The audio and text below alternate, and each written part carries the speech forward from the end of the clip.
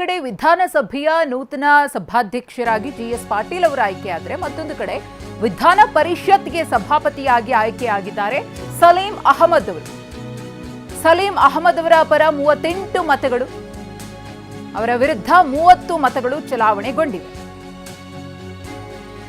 ಪರಿಷತ್ ಸಭಾಪತಿ ಆಯ್ಕೆ ವಿಚಾರಕ್ಕೆ ಸಂಬಂಧಪಟ್ಟಂತೆಯೂ ಕೂಡ ವಿಪಕ್ಷ ಬಿಜೆಪಿಯಿಂದ ಸಾಕಷ್ಟು ಆಕ್ರೋಶ ವ್ಯಕ್ತವಾಯಿತು. ಪ್ರಶ್ನೆಯನ್ನ ಮಾಡಿದ್ರು, ಚುನಾವಣೆ ಯಾಕೆ ಅನಿವಾರ್ಯತೆ ಇತ್ತು ಅಂತ.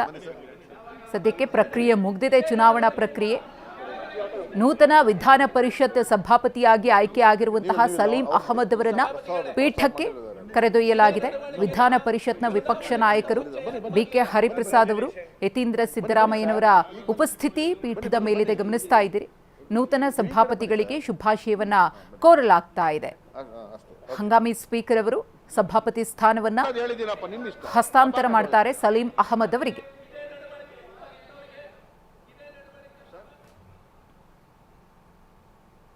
ಶಕ್ತಿ ಮತ್ತೆ ರಾಜಕೀಯ ಒಂದು ಪರಿಣಿತಿಯನ್ನ ಗಮನಿಸಿ ನಮ್ಮ ಪಕ್ಷ ಇಷ್ಟೆಲ್ಲ ಅವರಿಗೆ ಹುದ್ದೆಗಳನ್ನ ಕೊಟ್ಟಂತ ಎಲ್ಲ ಜವಾಬ್ದಾರಿಗಳನ್ನ ಬಹಳ ಜವಾಬ್ದಾರಿಯಿಂದ ಬಹಳ ದಕ್ಷತೆಯಿಂದ ಸಲೀಂ ಅಹಮದ್ ಅವರು ನಿರ್ವಹಿಸಿದ್ದಾರೆ.